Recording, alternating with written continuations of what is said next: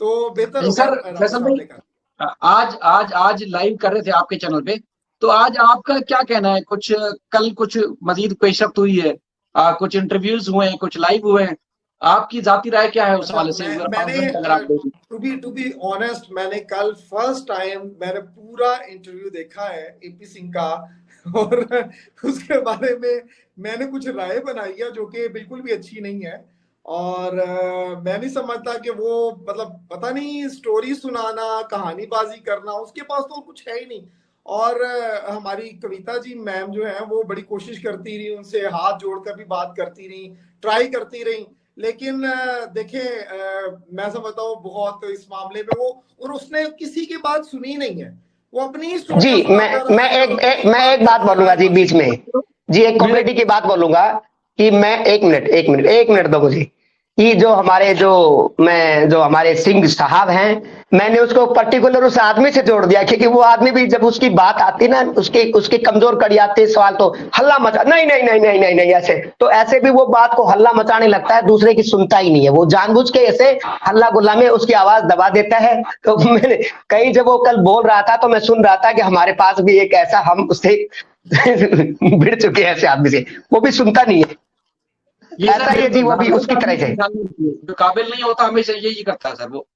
जी, कोई वो कोई ऐसे खास ऐसे बात नहीं थी, पुरानी स्टोरीज थी और वही रिपीट था। और लेकिन जो चीज मुझे इसमें अच्छी नहीं लगी कि हम सब एस्टोनिश थे, आई वाज, मेरी बड़ी हैरानगी की कंडीशन थी कि ये एक देखो जी, बड़ा देखो अनएक्सपेक्टेड था, और जी, अननेसेसरी जो है ना वो स्टंट था, वो नहीं देखो करना चाहिए था। मैं it was not a good thing. Faisal साहब, मैं एक बात आपको कहना चाहूंगा।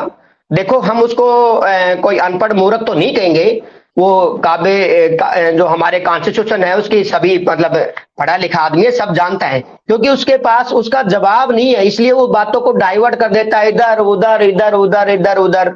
मतलब वो, उसको पता है भी, देखो, सीमा इलीगल तरीके से आई, उसके बच्चों की पढ़ाई नहीं हो रही, उसके मकान बेच के भागी, उसका घर उजड़ा।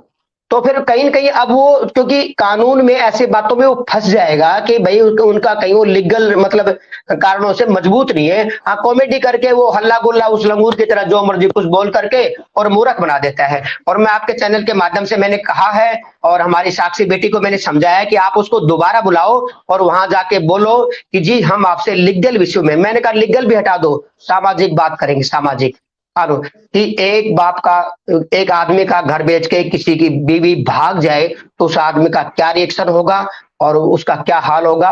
तो मैं हमेशा फयाज रामे साहब को बुरा लगेगा कि हमारे धंधे को टारगेट कर रहा है और हमारी रोजी रोटी को खत्म करने की कोशिश कर, मैं कॉमेडी मजाक कर रहा हूँ कि हम कोई एडवोकेट की बुराई नहीं कर रहे, लेकिन कहीं न कहीं अगर सामाजिक दृष्टि से देखा जाए फयाज रामे साहब, तो मैं मेरा पर्सनल ओपिनियन है, मैंने आपको खुले माध्यम से बना रहा हूं, मैंने साक्षी जी से बात करी, हूँ हमारी बेटी है, उन्होंने मेरे को अच्छा आदर सम्मान दिया, उन्होंने मेरी बात का सत्कार किया। मैंने कहा कि आप पर्सनली उनसे जाके मिले एक बार, उसके बाद में इंटरव्यू ले, उसको समझाएं कि भाई देखो, हम एक जो पत्रकार होता है, एंकर होता है, उसका मतलब होता है कि दोनों पक्षों को दिखाना। और मैं आपके चैनल के माध्यम से भी मैं बताना चाहता हूं, किसी को भी अगर AP Singh doctor Fayaz, sorry, आपके नाम के आगे डॉक्टर मुझे बहुत जल्दी लगता है, फयाज रामे साहब के, एडवोकेट साहब के चैनल पे भी, पैनल पे भी अगर एपी सिंह आए तो उसका स्वागत है, उसको आना चाहिए और उनके सवालों का जवाब देना चाहिए। ये नहीं है कि जब वो चैनल पैनल पे आएगा तो उसको कोई गाली गलौच होगा। और अगर एपी सिंह साहब आ रहे हैं तो मैं चाहता हूं कि एपी सिंह साहब फयाज सर के इस पे चैनल पे आए, और मैं वादा करता हूं जो लोग देख रहे हैं कि उनको एक भी, मतलब कोई भद्दी लैंग्वेज, कोई गंदी लैंग्वेज नहीं, सिर्फ लीगल इश्यू और सामाजिक तौर और इंसानियत की बातें किया जाएगा, जलील करने की कोशिश नहीं की जाएगी, सच्चाई बताई जाएगी, भाई हम सच तो यह है, उसके बाद में आप क्या क्या कहना है, बस यही सवाल था। और साक्षी को मैंने समझाया है, और मैं तो कई लोगों को जो ट्रोल कर रहे थे, जो आप लोगों को भी बताना चाहूंगा, माफी चाहूंगा अगर आप मेरी बात से सहमत नहीं हो, तो मैंने कहा कहीं कहीं वो अपनी सवालों से बच के भाग गए, आप उनको दोबारा पिंजरे में घेर घोट के लाए, क्योंकि अगर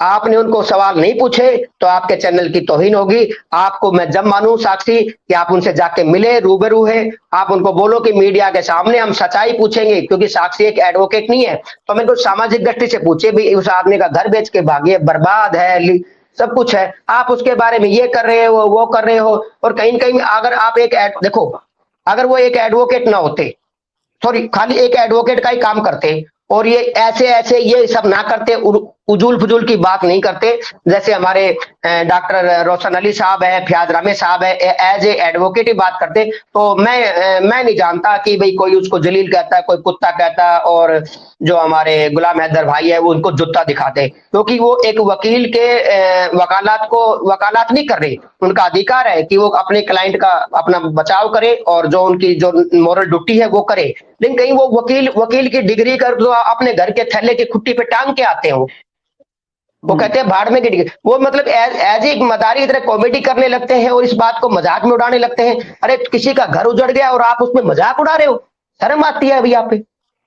तो फिर ये ऐसी, तो मैं तो ये कहूंगा ऐसी वकालत से तो जी हम जैसे बिना कम पढ़े लिखे लोग अच्छे। जी आपका क्या कहना है? अच्छा, मैं तो यही कहूंगा कि आपकी गुफ्तगू से यही लग रहा है, मैंने भी वो थोड़ा सुना है कि एक हमारे यहाँ पे एडवोकेट होते थे जो लतीफे सुनाते थे, शायद भाई को पता है, तो ये लतीफे ही सुने हमने कल, इधर उधर लतीफे सुना के भाग गए उस लाइव में से। सर वो जो खड़क सिंह वाला ना, खड़क सिंह वाला जो स्टोरी सुनी उन्होंने, यकीन माने बचपन में खड़क सिंह की खड़कने से खड़कती हैं खिड़कियां, ये हमें बचपन में बूढ़े सुनाया करते थे कि खड़क के जी हमारे बड़ी मशहूर है। जी हमारे इंडिया में भी सेम मशहूर है, और अब मैंने बचपन में ये कहानी पढ़ी है। जी हम जी हमारे स्कूल में थी ये।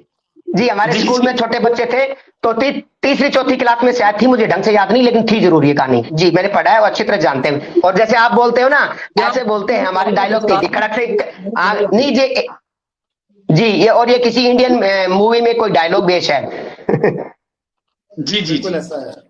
तो जहां तक आप देखो, आपकी और हमारी कहावत एक जैसी है, एक जैसे शब्द हैं, तो कहीं न कहीं ऐसा कुछ नहीं लगता। आप ये मान के चलो, जैसे मैं देखता हूँ, मुझे को बड़ी जिज्ञासा रहती है कि मैं पाकिस्तान का जीवन देखूं, पाकिस्तान के लोग देखो। सच्चाई से बोल रहा हूँ, आज कोई बनावटी बात चैनल के माध्यम से नहीं कर रहा हूं मैं कि मुझे लाइव में अपना ये करना है वो करना है, ऐसा कुछ नहीं मेरा मकसद। मैं चाह रहा हूं कि भाई मैं वहां जाऊं, तो पहले हमें लगता था कि अगर पाकिस्तान का टूरिस्ट वीजा लेके चले जाएं तो कोई कट्टरवादी हमको कुछ नुकसान ना पहुंचाने, पहले मेरी ऐसी भावना थी। और क्योंकि पाकिस्तान देखो, वैसे तो हम बाहर भी जा सकते हैं, लेकिन एक आम गरीब आदमी पाकिस्तान जा सकता है, कोई खर्चा नहीं लगता, कोई खर्चा नहीं लगता। तो फयाज रामे साहब, मेरी पाकिस्तान आने की तमन्ना है आपसे मिलने की। अब वो मैं कोशिश करूंगा, देखो आगे तो जी मैं पाकिस्तान देखना चाहता हूँ कि उनका वहां का जीवन, गांव गलियां मैं देखना चाहता हूँ। मेरी अपनी खुद की तमन्ना है, बाकी इसमें कोई सीमा हैदर का इसमें कोई लेना देना नहीं है। ये मेरी पर्सनल चॉइस है कि मैं जो जैसा लोग देखते हैं कि पाकिस्तान में बहुत गरीबी है, वहां पे कच्चे मकान होते हैं, यह होता है वो होता है, तो ये सब मैं देखूं। गरीबी इंडिया के अंदर